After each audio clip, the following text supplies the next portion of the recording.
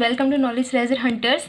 आज हम अपनी एक नई सीरीज़ स्टार्ट करने जा रहे हैं, that is the series of Lucent's. Guys ये बुक सबको पता है, कोई ऐसा नहीं है जिसने इस बुक का नाम ना सुना हो, क्योंकि हर कॉम्पिटिटिव एग्ज़ाम, चाहे वो यूपीएससी हो या फिर चाहे छोटे मोटे एसएससी वगैरह कोई सा भी एग्ज़ाम हो, सब में हमें ये बुक तो पढ़नी ही पड़ती है। इसीलिए हम इस बुक को आज स्टार्ट कर रहे हैं और इसकी सीरीज़ फर्स्ट पेज से लास्ट पेज तक पूरा इसको कवर करेंगे। बुक खोलने के बाद में कुछ ऐसी नज़र आ रही है। फर्स्ट पेज पे नज़र आ रहा है इंडियन हिस्ट्री। तो हम स्टार्ट करते हैं इस बुक को और सबसे पहले स्टार्ट करेंगे इंडियन हिस्ट्री। पहली हेडिंग दिख रही है, व्हाट इज़ हिस्ट्री। हिस्ट्री क्या है गाइस? अगर हम बुक पर ना जाएं, अगर सिंपली हम देखते हैं तो भी हमें पता है कि हिस्ट्री क्या है। हिस्ट्री मीन्स जो भी पास्ट में हमारे होता जा रहा है वो सब हमारी हिस्ट्री है। मेरी खुद की अपनी एक अलग हिस्ट्री है, आपकी अपनी अलग हिस्ट्री है, सबकी अपनी अपनी हिस्ट्री होती है। हिस्ट्री मीन्स क्या है? पास्ट। लेकिन हिस्ट्री सिर्फ पास्ट नहीं है। पास्ट को तो हम, अगर पास्ट ही है तो पास्ट को पास्ट ही कहते, हिस्ट्री क्यों कह रहे हैं? History means the study of past. Past में जो हो गया उसको हम पढ़ने बैठ जाएं, उसकी स्टडी करने बैठ जाएं, तब हम क्या बोलेंगे? That is the history.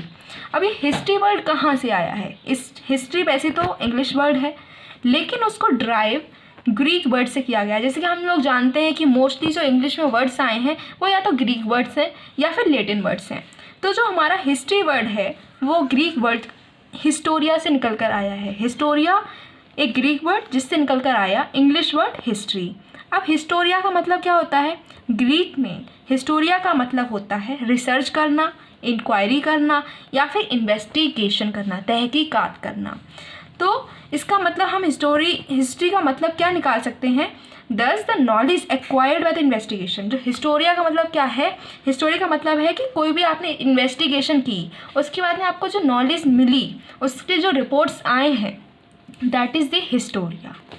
Greek historian Herodotus जो है वो हमारी पूरी हिस्ट्री के फादर हैं, क्योंकि उन्होंने पहली बार हिस्ट्री को पढ़ा था। उनकी एक ही बुक है जिसमें उन्होंने इतना अच्छा बैकग्राउंड और इवेंट्स बताए हैं ग्रीको पर्शियन या फिर ग्रीक ईरानियन वॉर्स की, कि उनको हमने फादर ऑफ द हिस्ट्री का पोस्ट दी है। उनको हमने फादर ऑफ द हिस्ट्री बोल दिया है, हीरोडोटस। ठीक है, वो तो फादर ऑफ होल हिस्ट्री है, पूरी हिस्ट्री की फादर कौन है? हीरोडोटस। लेकिन अगर हम बात करते हैं फादर ऑफ मॉडर्न हिस्ट्री की, जो आजकल की हिस्ट्री है, उसके फादर कौन है? Then the father of modern history is Leopold von Ranke. ठीक है, और ये क्वेश्चंस वन लाइनर्स में बहुत बार आ चुके हैं और पूछे जाते हैं, इसीलिए हमें ये नाम याद रखने पड़ेंगे। जैसे कि फादर ऑफ हिस्ट्री कौन है? हीरोडोटस है, लेकिन फादर ऑफ मॉडर्न हिस्ट्री कौन है? Leopold von Ranke. हमें ये याद रखना पड़ेगा कि यहाँ पर मॉडर्न हिस्ट्री ऐड है, not only history, it is the modern history. History में तो हीरोडोटस है, लेकिन अगर मॉडर्न हिस्ट्री की बात की जाए then it is Leopold von Ranke. Ranke ने क्या कहा है? रैंके ने कहा है कि हिस्टोरियन को क्या करना चाहिए? जो भी हुआ है, जो भी रियलिटी में हुआ है, हमको वही दिखाना चाहिए, ना ही अपने आप से कुछ भी ऐड करना चाहिए, ना ही जो हुआ है उसमें से कुछ सब्ट्रैक्ट करना चाहिए। जो हकीकत थी, जो रियलिटी में हुआ, उसको हमें शो करना चाहिए। जर्मन फिलोसफर हीगल जो हैं, उन्होंने क्या कहा है? History repeats itself. हम बहुत बार खुद भी ये डायलॉग बोल देते हैं कि हिस्ट्री रिपीट्स इट्सेल्फ, इतिहास खुद को दोहराता है। बहुत बार हमने ये तो मूवीज़ में भी सुना है ये डायलॉग कि इतिहास खुद को दोहराता है, लेकिन हमें ये पता नहीं था कि ये जो डायलॉग है ये दिया किसने है। ये डायलॉग है हमारे हीगल का, जो कि जर्मन फिलोसफर थे। उन्होंने ये डायलॉग दिया था। उन्होंने बोला था कि हिस्ट्री रिपीट्स इट्सेल्फ, लेकिन ये थोड़ा सा अधूरा सा डायलॉग था जिसको पूरा किया कार्ल मार्क्स ने। कार्ल मार्क्स ने क्या कहा कि history repeats itself, first as tragedy, second as farce. ठीक है, ये पूरा डायलॉग है, देख लेना, अभी पूरा डायलॉग आपको पता होना चाहिए। फिर है according to British historian E.H. Carr, उन्होंने क्या कहा कि हिस्ट्री क्या है? पास्ट और प्रेजेंट के बीच में एक ऐसी बातचीत है जो कि कभी ख़त्म ही नहीं हो सकती, वो कभी ख़त्म नहीं होती। उन्होंने क्या बोला है कि history is an unending dialogue between past and present. Guys, history का नाम सुनकर सबसे पहले मन में क्या आता है? सबसे पहले हमें एक इमेज आती है जिसमें होती हैं बहुत सारी डेट्स लिखी हुई, है ना। हिस्ट्री का मतलब ये होता है डेट्स, और जो कि वो डेट्स होती हैं वो हमें याद भी नहीं होती। लेकिन यहाँ पर हमें डेट्स याद नहीं करनी है, यहाँ पर पहले तो हमें ये समझना है कि आखिर ये डेट, इसका क्या सिस्टम है, कैसे हम किसी भी चीज़ को डेट देते हैं। ठीक है, तो सिस्टम ऑफ डेटिंग, कैसे हम हिस्ट्री में डेटिंग करते हैं। ठीक है, डेटिंग, सिस्टम ऑफ डेटिंग क्या है, BC एंड AD। ठीक है, हम कहीं पर देखते हैं हिस्ट्री में लिखा हुआ होता है कि कोई डिजिट होती है, कोई ईयर होता है उसके, जैसे कि 2 BC, 3 AD, 500 AD, 700 AD, 78 AD, 196 AD। तो ये क्या है, ये है एक सिस्टम है डेटिंग का, जिसमें BC का मतलब होता है बिफोर क्राइस्ट। मतलब क्या कि जब क्राइस्ट, जीसस क्राइस्ट का बर्थ नहीं हुआ था उससे पहले का जो टाइम था, that is known as BC। ठीक है, तो उससे पहले जितनी भी साल चली जा रही थी उनको हम BC लगाकर बोल देते हैं। और ये क्या होता है, इसमें अगर मान लो 3 BC है, वो क्या होगा, 1 BC से पहले का समय होगा।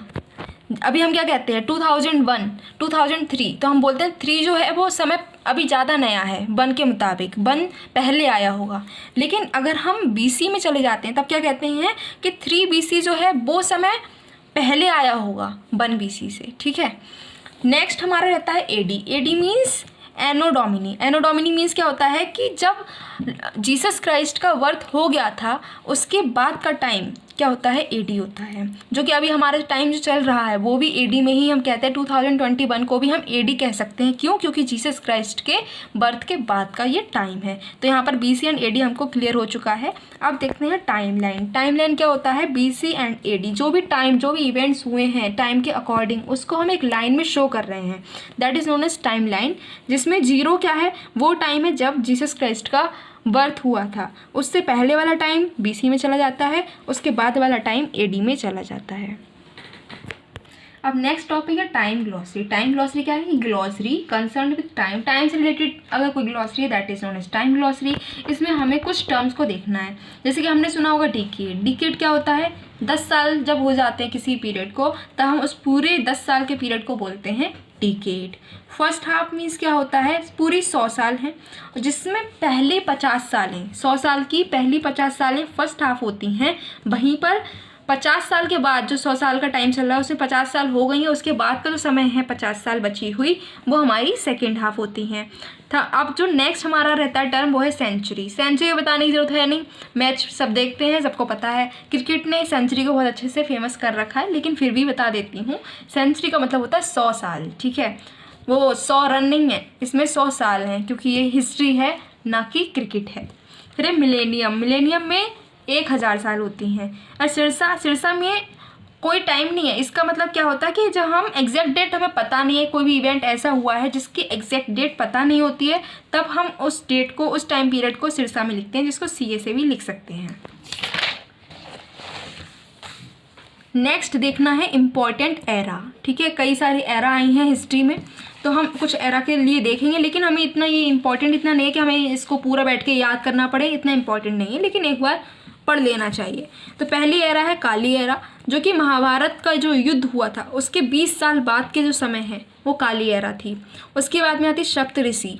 सप्तऋषि एरा जो है वो 25 काली ईयर्स जब हो गई थी उसके बाद जो टाइम शुरू हुआ था उसको हम सप्तऋषि एरा कहते हैं। फिर विक्रम एरा विक्रमादित्य ने स्टार्ट की थी। शाक एरा को कुषाण रूलर कनिष्क ने स्टार्ट किया था जब वो राजा बने थे।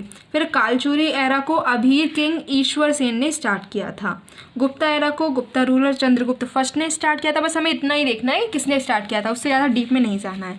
फिर हर्षा, इसको स्टार्ट किया था हर्षवर्धन ने जब वो राजा बने थे। हिजरी को स्टार्ट किया था उमार ने, जो कि सेकेंड खलीफा थे खिलाफत एम्पायर के। फिर है कोल्लम जो एरा है जो कि मालाबार कोस्ट पर यूज़ की जाती है केरला में। फिर है नेवारी या फिर नेपाली, जो कि जयदेव मल ने स्टार्ट किया था। चालुक्य विक्रमादित्य ने स्टार्ट की थी।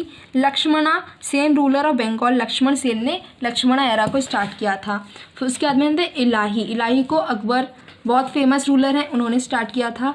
And Rajshak was the started by the Chhatrapati Shivaji Maharaj. अब देख लेते हैं कैलेंडर के बारे में। जो हम आज कैलेंडर यूज़ करते हैं, सबके घर में कैलेंडर होता है, तो जो कैलेंडर आज हम यूज़ कर रहे हैं वो कैलेंडर कौन सा है, वो कैलेंडर है ग्रिगोरियन कैलेंडर। लेकिन क्या गया, ये ग्रिगोरियन कैलेंडर अपने आप से ऐसे ही बन गया था? नहीं, इससे पहले जो कैलेंडर था वो था क्रिश्चियन कैलेंडर, और उससे पहले कैलेंडर था जूलियन कैलेंडर। तो सबसे पहले जो कैलेंडर स्टार्ट हुआ वो जूलियन कैलेंडर था, उसको डेवलप किया गया, उसमें इम्प्रूवमेंट की गई, और फिर क्रिश्चियन कैलेंडर आया और उसमें भी कुछ भी चेंजेस किए गए थे, इम्प्रूवमेंट्स किए गए थे, और अब जो है जो हम मोस्ट वाइडली यूज़ करते हैं दैट इज़ ग्रिगोरियन कैलेंडर। इसको स्टार्ट किसने किया था? इसको इंट्रोड्यूस किया था रोमन पोप ग्रिगोरी 13 ने। अब यहाँ पर कुछ दे रखे हैं कि हम इस कैलेंडर को, जैसे कि नेशनल कैलेंडर क्या होता है, फिर हम ये एरास जो हैं उसको कैसे चेंज कर सकते हैं, ये क्वेश्चन नहीं आता, इसलिए हम इसको इतना नहीं पढ़ेंगे। उसके बाद आता है पीरियड क्या होता है। तो पीरियड, जो हिस्ट्री का पीरियड है, उसको हमने दो तरीके से बांटा है, एक है बाई पार्टी डिवीज़न, एक है ट्री पार्टी डिवीज़न। ठीक है, बाई पार्टी डिवीज़न में हमने क्या करा है, हिस्ट्री को बांटा है pre historic period and post historic period, या फिर हिस्टोरिक पीरियड भी बोल सकते हैं। प्री हिस्टोरिक पीरियड कौन सा था? वो पीरियड जिसमें कोई भी रिटन एविडेंस ही नहीं मिला, कोई लिटरेरी एविडेंस नहीं मिला, कुछ भी लिखा हुआ मिला ही नहीं है। तो हम उस हिस्ट्री के बारे में कैसे जानें? जब कुछ भी नो रिटन एविडेंस है, कुछ भी लिखा हुआ नहीं मिला है, हमें कोई एविडेंस ऐसा नहीं मिला है जिसमें कुछ लिखा हुआ मिल जाए, तब हम उस पीरियड को बोल देते हैं प्री हिस्टोरिक पीरियड। वहीं पर हिस्टोरिक की बात करें तो हिस्टोरिक पीरियड में हमें अच्छे खासे लिखे हुए लिटरेरी सोर्सेज मिले हैं, बुक्स मिली हैं, अकाउंट्स मिले हैं, डायरीज मिली हैं। तो जब हमें रिटन एविडेंस मिल चुका है उस पीरियड को हम बोलते हैं हिस्टोरिक पीरियड। ये तो था bye party division.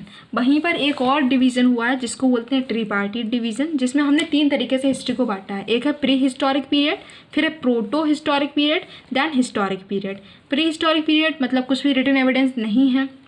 Proto historic period मतलब वो पीरियड जिसमें रिटन एविडेंस तो है लेकिन उसमें लिखा क्या है वो हम आज तक पढ़ ही नहीं पाए हैं। उनकी जो लैंग्वेज थी, उनकी जो राइटिंग स्किल थी, स्क्रिप्ट थी, वो आज तक हम नहीं पढ़ पाए हैं, लेकिन हमें इतना पता है कि हाँ कुछ तो लिखा है, क्या लिखा है वो नहीं पता। उसको हम बोलते हैं प्रो हिस्टोरिक पीरियड।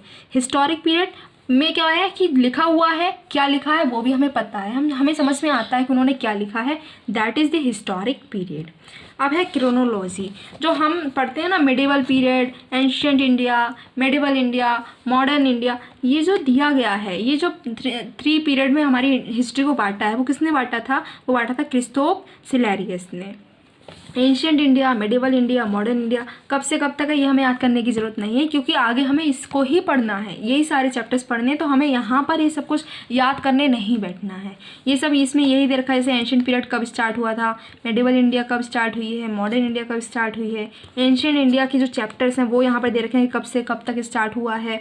ठीक है, उसके बाद में यहाँ पर मेडिवल पीरियड के चैप्टर्स दे रखे हैं कब से कब तक स्टार्ट हुआ है, मॉडर्न पीरियड के दे रखे हैं, ब्रिटिश पॉलिसी। ये सब हमें कुछ भी याद नहीं करना, ये टेबल्स याद नहीं करनी है, क्योंकि आगे जब हमें ये पढ़ना है, ये सारे चैप्टर्स हम जब पढ़ेंगे तो हमें पता चल ही जाएगा कि कब से कब क्या स्टार्ट हुआ है। इसीलिए हमें इसको बिल्कुल नहीं पढ़ना, ये सारी बस दे रखी हैं, देख लो एक बार, लेकिन अब हम आगे जब पढ़ेंगे तो ये सारी चीज़ें खुद ही क्लियर हो जाएंगी। ठीक, सो गाइस आई थिंक मुझे आज इतना ही रखना चाहिए, काफ़ी हो गया है। कल से हम एंशिएंट इंडिया की हिस्ट्री को स्टार्ट करेंगे। Till then keep your knowledge resistant.